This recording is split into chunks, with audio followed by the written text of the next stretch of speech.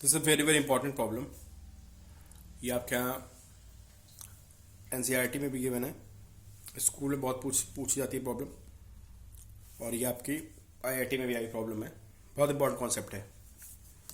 तो आप देख रहे हैं कि यहाँ पे एक इंक्लाइन प्लेन है और एक ब्लॉक रखा हुआ है, this angle is theta and friction coefficient is mu S, ठीक है, and tan theta is greater than mu S. What does it mean? If tan theta is greater than mu S, इसका मतलब this block will slide. अगर मैं इस force को हटा लूंगा तो स्लाइड कर जाएगा, ठीक है। अब क्वेश्चन ये है कि find range of force. Question statement note करिएगा। Find range of force for which this block remains in equilibrium. मतलब फोर्स की वैल्यू कहां से कहां तक हो सकती है कि जिससे कि ये ब्लॉक इक्विलिब्रियम पे रहे। बहुत इंपॉर्टेंट कॉन्सेप्ट है और आप समझने की कोशिश करिए इसको। आप अपने आप ही ट्राई कर सकते हो, एक बार यू कैन ट्राई, ठीक है। इसको हमें रोक के रखना है और tan theta greater than mu S दिया है, जिससे ये इंश्योर हो रहा है कि if I remove this force this block will slide, ठीक है। और रेंज की वैल्यूज पूछ रहा है कि मतलब मिनिमम से मैक्सिमम फोर्स कहां तक होगा। देखिए पहली पॉसिबिलिटी क्या है कि ये किधर जाएगा, this block will move in the downward direction, ठीक है। अगर मैं इसको हल्का सा छोड़ दूंगा, मतलब अगर मैं बहुत कम फोर्स लगाऊंगा तो ब्लॉक नीचे जाएगा। अब बताइए अगर ब्लॉक नीचे जाएगा तो फ्रिक्शन किधर आएगा। तो मैं यहां पे बनाता हूं इसको, ठीक है। आप सबको पता है कि this is your applied force F, ये नीचे जाने वाला है, समझ रहे आप। अगर आप इसको बहुत हल्के से पकड़ेंगे तो this block will slide in downward direction and in this case direction of friction will be upward, this will B F S. Limiting friction की बात हो रही, जस्ट हम उस कंडीशन की बात कर रहे हैं, रोकने की बात कर रहे हैं इसको, ठीक है। लिमिटिंग फ्रिक्शन ऊपर लगेगा और नीचे कौन लगा इसको, ये आप सबको पता है, this will be m g sine theta. ये भी आपको पता है दिस इज नॉर्मल रिएक्शन, और ये भी आपको पता है this is m g cos theta, है ना। और इंक्लाइन पे जो नॉर्मल एक्शन होती है वो कितनी होती है, that is m g cos theta. और अगर मैं लिमिटिंग फ्रिक्शन की बात करूं तो that will be mu S n and that is equal to mu s m g cos theta. This limiting friction. मेरा फोर्स बहुत कम है, समझ रहे हो आप। अगर मैं बहुत हल्के से पकड़ूंगा, सोचो आप कि बहुत हल्के से रस्सी को पकड़े हुए हैं आप, तो ब्लॉक नीचे जाएगा, फ्रिक्शन ऊपर लगेगा, और सब कुछ आपको बैलेंस करना है। तो ठीक है, फोर्सेस बैलेंस करते हैं, हमें कुछ करना तो होता नहीं है, सिर्फ फोर्सेस को बैलेंस करना होता है। तो चलिए भाई फोर्सेस बैलेंस करते हैं। ऊपर कौन कौन सी फोर्स है, ऊपर है एफ, और कौन सी फोर्स है ऊपर, एफ एस भी ऊपर है, और अलोंग द इंक्लाइन नीचे कौन है, we have m g sine theta. So यहाँ से एफ की वैल्यू कितनी आएगी, m g sine theta minus f s को भी मैंने लिखा था mu s m g cos theta. This is force. इतना फोर्स लगाएंगे आप तो ये नीचे नहीं जाएगा। इससे कम फोर्स करोगे तो, अगर आपका फोर्स इससे कम होगा तो this will slide in to downward direction. तो मैंने फोर्सेस को सीधे उठा के क्या कर दिया, बैलेंस कर दिया, ठीक है। अब रेंज की बात कर रहा था, तो मैं सोचना चाहिए कि अगर मैं बहुत ज्यादा फोर्स अप्लाई कर दूं तो क्या होगा। इमेजिन करिए आप, अगर मैं बहुत ज्यादा फोर्स अप्लाई कर दूं तो क्या होगा। तो मिनिमम फोर्स आया था, अगर मैं बहुत ज्यादा फोर्स अप्लाई करूंगा तो इस ब्लॉक में एक ऊपर की तरफ जाने की टेंडेंसी आएगी। अगर मैं बहुत ज्यादा फोर्स अप्लाई करूंगा तो इस ब्लॉक में ऊपर की तरफ जाने की टेंडेंसी आएगी। अगर ये ऊपर जाने वाला है तो इन this case friction will be in downward direction. बस ये इसमें डिफरेंस होता है, हमें इसको रोक के रखना है, ठीक है। तो मतलब कहां से कहां तक फोर्स अप्लाई करेंगे रुक जाए। तो हमने देखा यार कि अगर मैं बहुत कम फोर्स अप्लाई करता हूं तो इन दैट केस इसकी नीचे जाने की टेंडेंसी है, तो ये फ्रिक्शन ऊपर लगेगा। अगर मैं इस पर बहुत ज्यादा फोर्स अप्लाई करता हूं, बहुत ज्यादा, तो ऊपर जाने लगेगा, तो जो फ्रिक्शन आएगा वो नीचे की तरफ आएगा, ठीक है।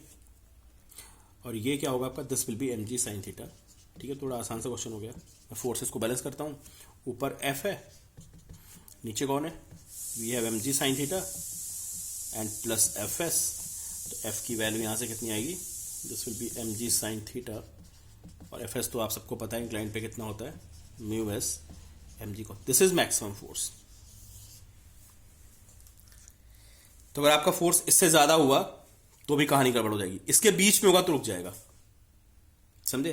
तो बेसिकली जो फोर्स की वैल्यू आ रही है, आपका आंसर क्या होगा, f should be less than क्या, m g sine theta plus छोटा सा लिख रहा हूं mu s m g cos theta. इससे कम फोर्स होनी चाहिए, ठीक है, और इससे ज्यादा होनी चाहिए किससे, जो वैल्यू हमारी आई थी मैं लिख देता हूं m g sine theta minus mu s m g cos theta. इससे ज्यादा और इससे कम, this will be your final answer. तो ये रुका रहेगा।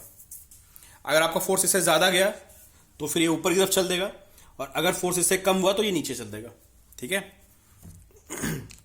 तो मिनिमम और मैक्सिमम वैल्यू का ये कॉन्सेप्ट हो गया कि अगर आपको ब्लॉक को रोक के रखना है तो आपका फोर्स यहां से यहां तक होना चाहिए। तो आप देख रहे हैं कि यहाँ पे स्टैटिक फ्रिक्शन जो डायरेक्शन चेंज कर लेता है, समझे आप। जब आपका फोर्स बहुत कम होता है हल्का सा तो ये ब्लॉक नीचे आता है तो फ्रिक्शन ऊपर लगता है, और जब आपका फोर्स बहुत ज्यादा हो जाता है तो ब्लॉक पे ऊपर जाने की टेंडेंसी डेवलप होती है और फ्रिक्शन नीचे हो जाता है, ठीक है। तो मिनिमम और मैक्सिमम का आप कॉन्सेप्ट याद रखिएगा, ओके। चलिए अच्छा, एक प्रॉब्लम आप और करिए, देखें आप लोगों को क्या आंसर आता है, और इसका आपको फाइनल आंसर निकालना है। क्योंकि मैंने आपको लास्ट वीडियो में डिस्कस किया था, बट देखिए आप लोग इसको सॉल्व कर पाते कि नहीं कर पाते हैं।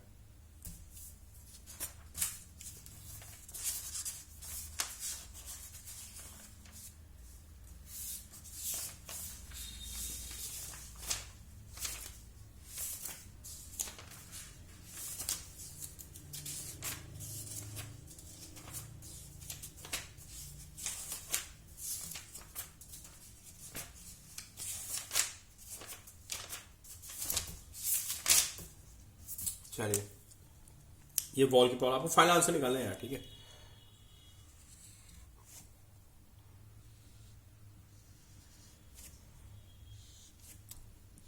This force is 20 newton, force 20 newton है। This is wall, mu s is 0.8 and mu k is 0.6। This is 2 kg। Find acceleration and friction, find acceleration and friction. तो चलो एक वीडियो बनाते हैं, इसका देखते हैं। आप ट्राई करिए अपने आप, मैंने स्टेटमेंट दे दिया है। फाइंड एक्सेलरेशन एंड फ्रिक्शन, कौन कौन से फोर्स आएंगे इस पे। 2g इन डाउनवर्ड एक्शन, आप इधर से दबाएंगे, दिस फोर्स इज 20। ये वॉल है, इधर से नॉर्मल एक्शन आएगी n, इसको दबाओगे आप वॉल के तो ये वॉल से नॉर्मल एक्शन n आएगी, इस पर फ्रिक्शन लगेगा ऊपर। तो फ्रिक्शन डिसाइड करेंगे कौन सा फ्रिक्शन है। सबसे पहले तो ये देखना है कि ब्लॉक चल भी रहा है नहीं भी चल रहा है। सबसे पहले तो क्वेश्चन में जो ये एक्सेलरेशन के जो क्वेश्चन होते हैं आपको पता होना चाहिए कि सबसे पहले चेक करना होता है कि ब्लॉक चल रहा है नहीं चल रहा है, खासकर इन क्वेश्चंस में, क्योंकि क्वेश्चन की बिल्कुल कहानी बदल जाती है। अगर चल रहा है तो उसको हम डिफरेंट तरीके से सॉल्व करते हैं, और नहीं चल रहा है तो फिर डिफरेंट तरीके से। तो कैसे डिसाइड करेंगे चल रहा है नहीं चल रहा है। This is your pulling force जो उसको नीचे लाने की कोशिश कर रहा है, एंड दिस फ्रिक्शन जो उसको अपोज कर रहा है। तो हमें चेक करना है कि मेरा पुलिंग फोर्स लिमिटिंग फ्रिक्शन से कम है ज़्यादा है। How to find limiting friction, सबको पता है कि लिमिटिंग फ्रिक्शन जो होता है वो कितना होता है, f s is mu S n, this is limiting friction. What is mu s, mu s is 0.8 and n is equal to 20, इधर से 20 है इधर से एन है, तो into 20 we have 16 newton. This is friction force and this is your pulling force which is 2g means 20 Newton. तो भाई सीधी सी बात है कि जो आपका पुलिंग फोर्स है उससे ज़्यादा है तो इट विल स्लाइड, है ना, ये नीचे जाएगा, और नीचे जाएगा तो फ्रिक्शन कौन सा लगेगा, friction will B kinetic in nature, है ना। तो क्या कहानी बनेगी कि ब्लॉक ऐसे होगा। अब मैं सिर्फ नीचे और ऊपर की फोर्स दिखाता हूँ। This is 20 and this friction, now friction will B kinetic in nature. जो स्लाइड कर रहा है मुझे पता चल चुका है कि this is kinetic in nature, और आपको पता है काइनेटिक जैसे काइनेटिक लगता है उसकी वैल्यू कम होती है, and f k is mu k n. Mu k is I guess 0.6 मैंने लिखा था, तो 0.6 into 20 this will be 12 newton. तो this is f k, because sliding हो रही है।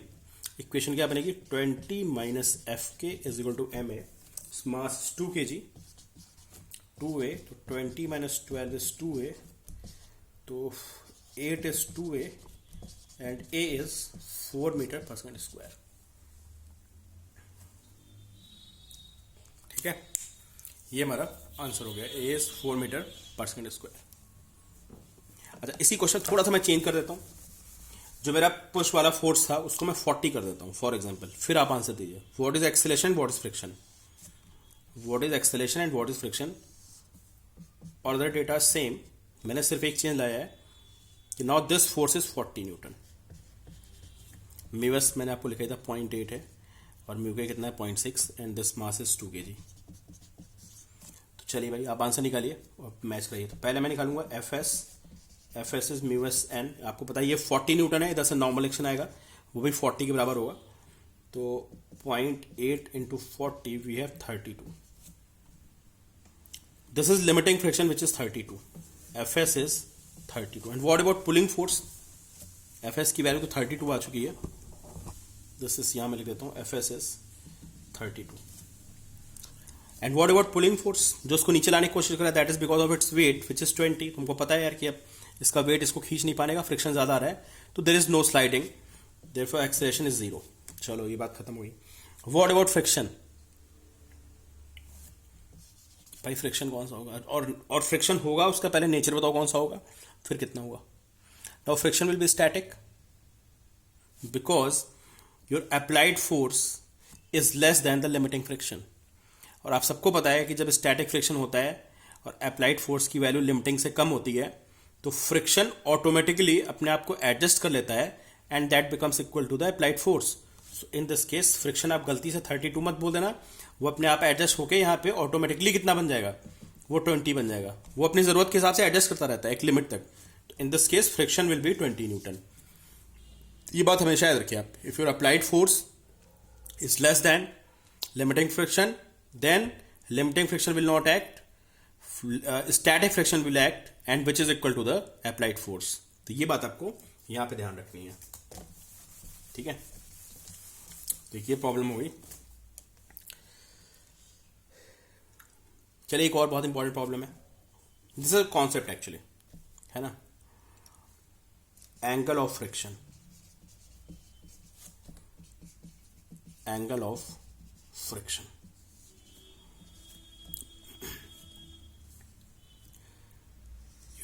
A block placed on the ground and this block is in limiting condition। सोचो, मतलब इधर से किसी बंदे ने धक्का मार रखा है, इसको आपने धक्का मार रखा है, and this block is just about to move।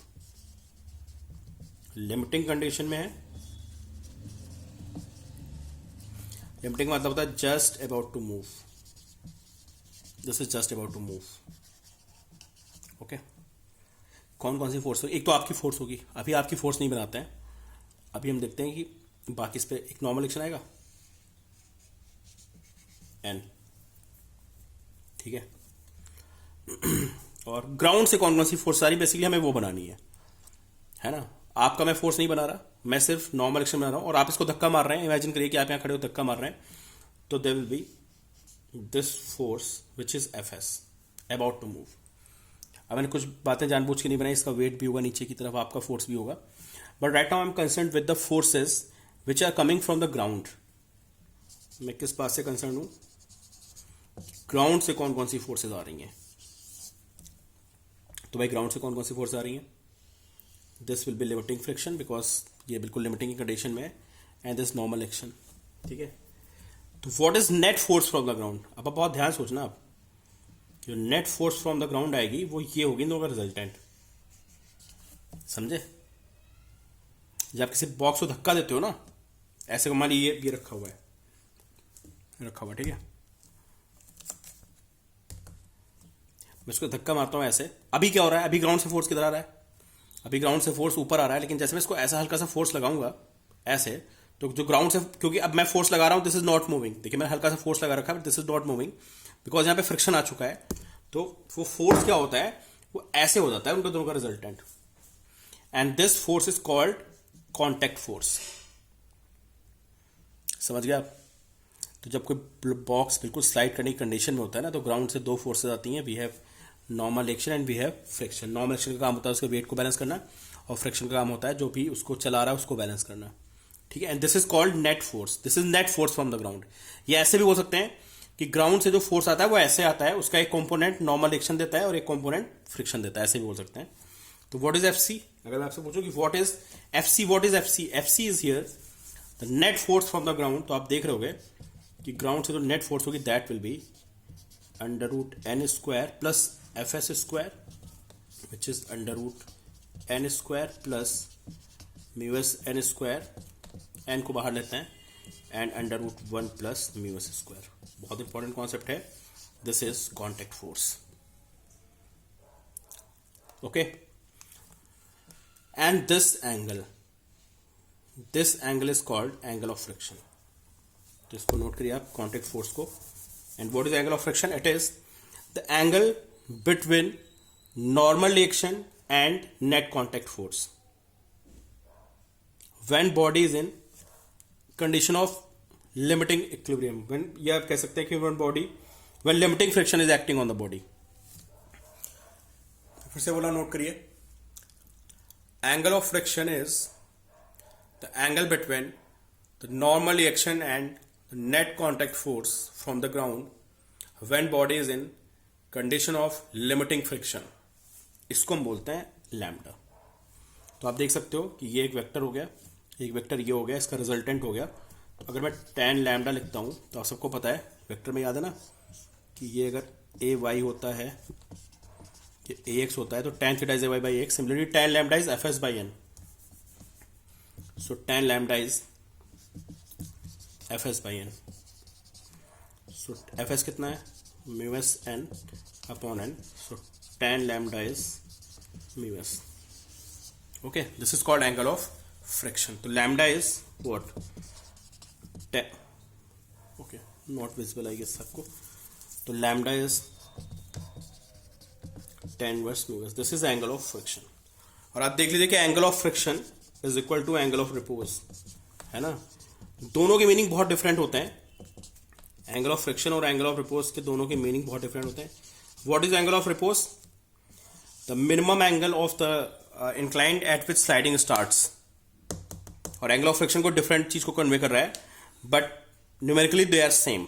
Lambda is tan inverse mu S and also angle of repose is tan inverse mu S, दोनों सेम होते हैं, ये ध्यान रखिएगा आप, ठीक है।